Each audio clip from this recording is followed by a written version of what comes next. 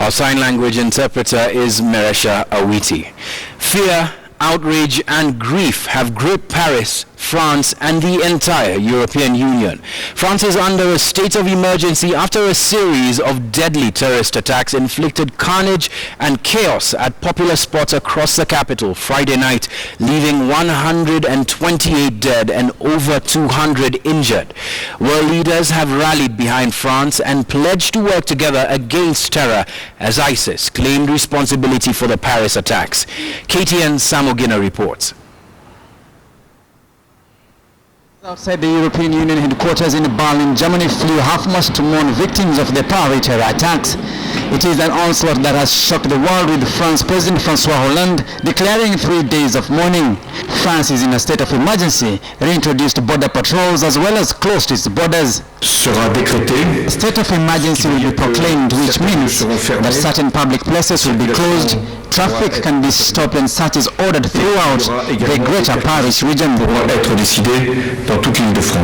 The Islamic State terror organization ISIS has claimed responsibility for the worst violence witnessed in France since World War II, a volley of nearly simultaneous terror attacks that the French president has called an act of war. The assailants targeted 6 sites Friday night in Paris, the deadliest being a massacre at a concert hall where at least 80 people were killed. An American band known as the Eagles of Death metal rock band was playing at the fully booked venue. The attackers systematically attacked restaurants, Stade de France, where a football-friendly match between France and Germany attended by the French president François Hollande was going on, and the Bataclan club where a rock concert was happening. At least 80 revelers were killed at the club. World leaders have jointly condemned the attacks, standing in solidarity with the French government. From the Queen of England, the Pope at the Vatican, to President Uhuru Kenyatta, the leaders have described the terror attacks as an attack on all humanity. This is a heartbreaking situation, and obviously those of us here in the United States know what it's like. We've gone through these kinds of episodes ourselves, and whenever these kinds of attacks happened, we've always been able to count on the French people to stand with us. They have been an extraordinary counterterrorism partner, and we intend to be there with them in that same fashion. Shocked but resolute, in sorrow but unbowed. My message to the French people is simple. Nous sommes solidaires avec vous.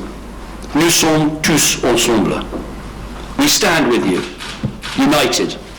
President Uhuru Kenyatta in a statement condemned the attack, saying these enemies of humanity reject the value that one's liberty should never be a right to harm others.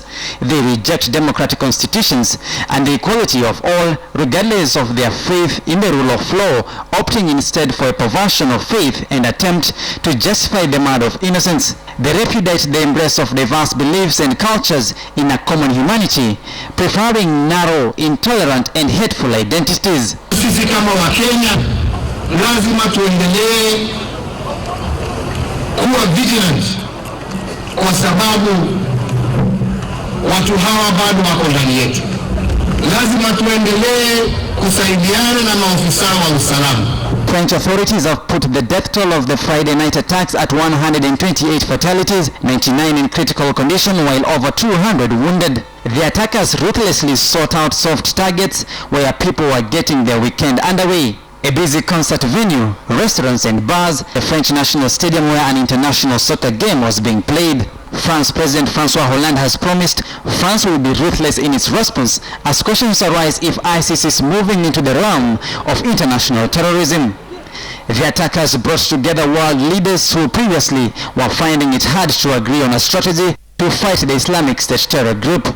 Following the attacks, world leaders are already predicting a radical shift in the direction of the talks going on about ISIS and the war in Syria.